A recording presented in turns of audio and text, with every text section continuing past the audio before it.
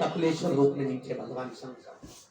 नाथ द्वारा में श्रीनाथ जी अगर बैठे, जतिपुरा मथुरा वृंदावन से भगवान श्रीनाथ जी की मूर्ति जब चली, श्रीनाथ जी चल दिए, कहाँ रुके?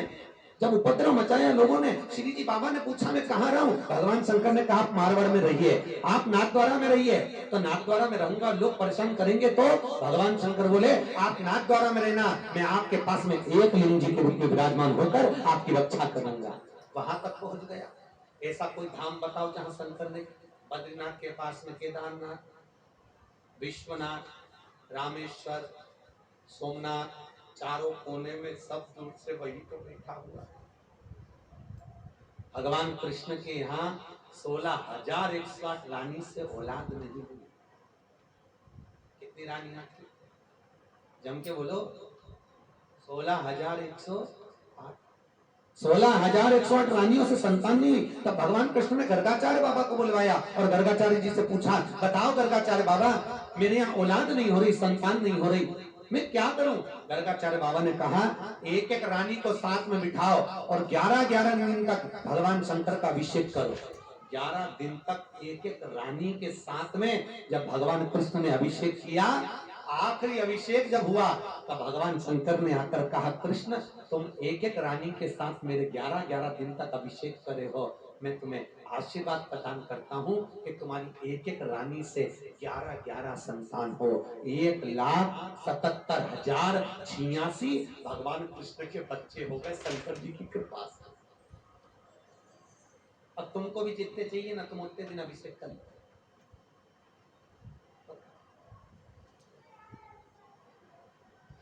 क्या बोल रहे? उसी की तो कृपा है, बोले ना हर हर, उसी की कृपा। पर दुनिया के लोग यहाँ वहां डोलते फिरे, जाते फिरे। हम कहते हैं दुनिया में कहीं पर जाकर हाथ मत फैलाओ। दुनिया के लोगों के हाथ जोड़ने से अच्छा है एक बार मेरे शंकर के धाम में। क्योंकि भोलेनाथ से निराला यहाँ कोई नहीं, भोलेनाथ से निराला यहाँ कोई नहीं, भोलेनाथ से निराला यहाँ कोई नहीं। आवाज ही नहीं आई।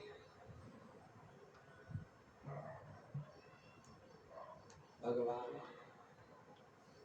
कृपा करिए भोलेनाथ, इनके गले में आके बैठ जाओ। आवाज अच्छी बोलो हरा हरा। कितने जोरदार। अच्छा एक बार में क्यों नहीं बोलते ये तो बता। तो तुम्हारे चक्कर में मेरे को एक कथा याद आ गई। एक व्यक्ति एक बार घूमने के लिए गया और काशी गया घूमने के लिए। काशी में गया तो वहां पर वो घोड़ा गाड़ी मिल गई, तांगा। तो तांगा मिला तो उसको तांगा लिया, मेरे को स्टेशन जाना भैया, बिठा ले, बैठ गए। अब वो तांगा वाला सुबह सुबह का टाइम, थोड़ी देर तांगा आगे बढ़े, वो खड़ा हो जाए, वो तांगे वाला नीचे उतरे और तांगे के आगे नाचे। फिर तांगा थोड़ी दूर आगे बढ़े, फिर वो खड़ा हो जाए, फिर वो उतरे, फिर नाचे। तो सवारी ने पूछा भैया हमारा ट्रेन छूट जाएगा, हमको टाइम पे पहुंचा, तो तुम बार बार नाच क्यों रहे हो? तो वो तांगे वाला बोला जल्दी जल्दी में गड़बड़ी हो गई, जो बारात की घोड़ी थी वह तांगा में आ गई और तांगा की घोड़े रह गई। तो ये बारात की घोड़ी के आगे जब तक नाचो नहीं तब तक ये आगे बढ़े। अब मुझे ऐसा लगता है बाला तुम्हारी भी आदत होगी, 2 बार जब तक भी बोले महाराज तब तक अपन बोल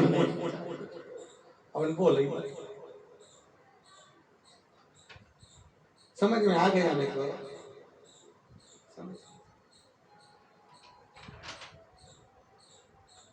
भगवान भूत भावन भूतेश्वर भोलेनाथ मेरा शंभु दाता। 24,000 श्लोक में 12 संहिताएं शिव महापुराण के अंतर्गत। विद्येश्वर, उमा, कुमार, सती, सारी संहिताओं का वर्णन अलग अलग तात्विक रूप में किया गया।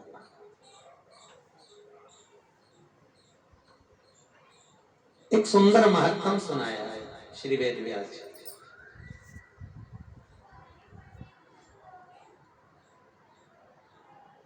और वेद व्यास जी ने महात्म का वर्णन करते हुए शिव महापुराण में लिखा, एक देवराज नाम का ब्राह्मण।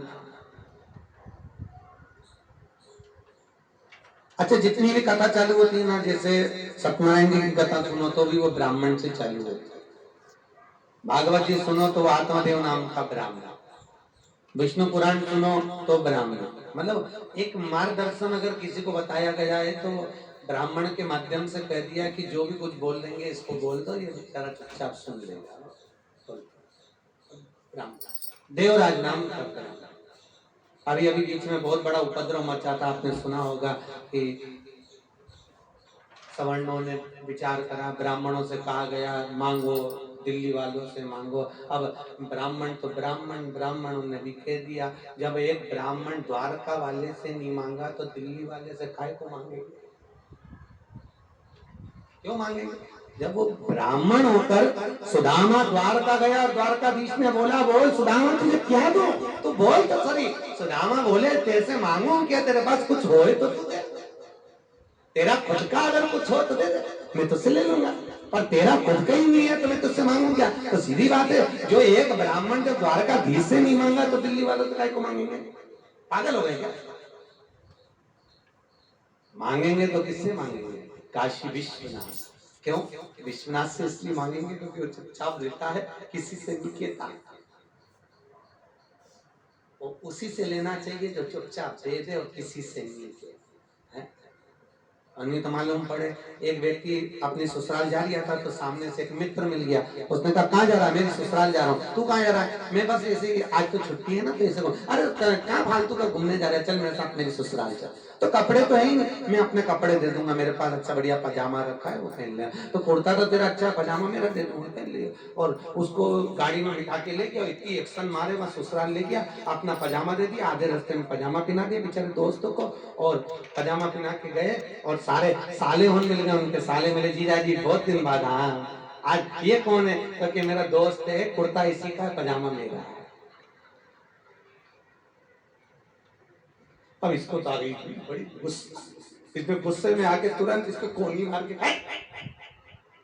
ये बार बार पजामा पजामा क्यों कर रहा है? आप बोलेगा तो मैं चले जाऊंगा, सीधे सही से बोलना मत, ये बताना जरूरी है कि पजामा तेरा। अरे भाई वो तो क्योंकि ओवर हो रहा था, थोड़ा सा एक्शन बता रहा था, मेरा मेरा मेरा करने वाला अहंकारी था।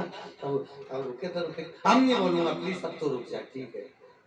अब वो अपने चाची सास के यहाँ मिलने के लिए गए तो माँ बोले, क्यों जमाई साहब बहुत दिन बाद आए? ये कौन है? तो क्या, हमारे दोस्त हैं। अच्छा, रास्ते में जा रहे थे, हमने कहा चलो। उन्होंने जो देखा, देखते से कहा, बाज भाई साहब अच्छा हुआ लिया है, पर कुर्ता भी इनका, पजामा भी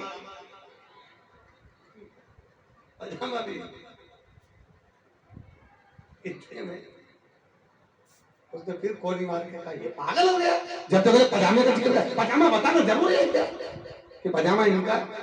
उनको मालूम था कि पजामा किसका। चुपचाप बैठ जा। अब बोला तो चले जाओ, हाँ ठीक। अब मामा जी क्या गए, मामा जी क्या, आओ साथ जमाई साहब बैठो साथ, ये सब बढ़िया। और ये कौन है? तो दोस्त है, जा रहे थे तो हमने कहा चलो ससुराल घूमने आना। कुर्ता भी जाने दो मामा जी, पजामे का कोई जिक्र नहीं करूंगा।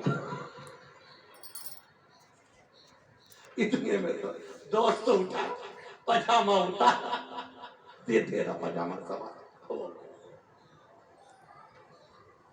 दादा शास्त्र कह रहा है मांगो उससे जो दे दे खुशी से, और बोले तक नहीं, कहे तक नहीं कि क्या दिया। बोला हरे हरे। अब मालूम पड़े मांग लिया 50 जगह, कहता मेरा, इसने मेरा सामान ले रखा है, इसने मेरा सामान ले रखा है। कहाँ मतलब लेने से? भगवान सुदामा जी ने भी कह दिया था, हे कृष्ण तेरा कुछ हो तो मुझे देना, मुझे दूसरे का नहीं चाहिए। क्योंकि भगवान कृष्ण भी जानते थे जिस द्वारका के राजा भगवान कृष्ण बनकर बैठे थे वो द्वारका कृष्ण की नहीं थी। आपको भी मालूम होगा, श्रीमद् भागवत में पंडितों ने बताया होगा, ब्राह्मणों ने बताया होगा कि द्वारका किसकी थी? राजा अनर्त की। क्योंकि अनर्त के पिता ने श्राप दिया था, अनर्त तू अगर पृथ्वी पर रहेगा तो जलकर भस्म हो जाएगा। राजा अनर्त समुद्र में कूद गया, कूद कर उसमें तप करने लगा। भगवान विष्णु प्रकट हो गए, अनर्त मांगो तुम्हें क्या चाहिए? राजा अनर्त कहते हैं मेरे पिताजी ने श्राप दिया है, मैं पृथ्वी पर रहूंगा तो जल जाऊंगा, प्रभु कृपा करिए। इतने में भगवान विष्णु ने कहा चिंता मत करो, सुदर्शन चक्र को फेंका, बैकुंठ का चौथा हिस्सा काट कर लिया। सुदर्शन गया, बैकुंठ का चौथा हिस्सा काट कर लाया, काट कर लाकर समुद्र में रखा, रखते से ही वो समुद्र में डूबने लगा। इतने में भगवान ने तुरंत सुदर्शन फेंका, सुदर्शन के ऊपर वो बैकुंठ के हिस्से को रगवाया। बैकुंठ, सुदर्शन इतना तेज घूम रहा था कि वो बैकुंठ का हिस्सा घूमते गया और राजा अनर्त उसका द्वार ढूंढते रहे। द्वार कहाँ, द्वार कहाँ, द्वार कहाँ, द्वार कहाँ, द्वार का, द्वार का, द्वार का नाम पड़ गया द्वार। राजा अनर्त उसमें रहने लगे। अनर्त, तुम्हारे पिताजी ने पृथ्वी पर रहने का श्राप दिया, जल में रहने का नहीं, तुम जल में रहो। अनर्त उसमें रहने लगे। समय आया, राजा अनर्त के बेटे हुए 4।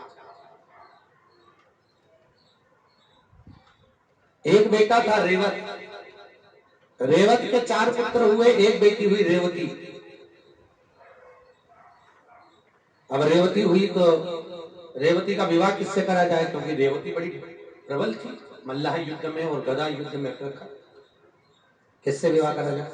रेवती का नियम था, जो मुझे गदा युद्ध में हराएगा मैं उसी के गले में माला डालूंगी।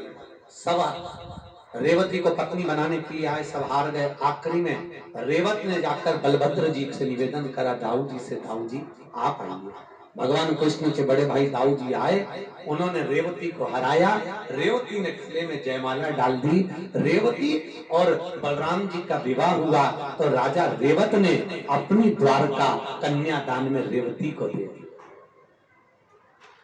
अनर्थ की रेवत को मिली, रेवत से रेवती को मिली। अब भगवान कृष्ण रुक्मणी जी का हरण कर कर लेकर आए। पंडित जी ने पूछा कन्यादान कौन करेगा? इनके तो पिताजी नहीं आए, इनका कोई भाई नहीं आया, कन्यादान कौन करेगा? इतने में रेवती जी बोली, जो बड़ा भाई है, जेठ है, वो इस बहू का पिता के तुल्य होता है, इसलिए बलभद्र और रेवती कन्यादान करेंगे। तो इतने में बलभद्र जी ने पूछा, रेवती कन्यादान में देगी क्या? रेवती ने कहा, जो मेरे पिताजी ने द्वारका मुझे दी थी वो द्वारका में रुक्मणी के कन्यादान में दे दूंगी। और वो रेवती की द्वारका रुक्मणी के कन्यादान में दी। इसलिए तो सुदामा जी ने कहा, तेरा है क्या? तेरा खुद का कुछ हो तो दे दो। जबरदस्ती का करता फिर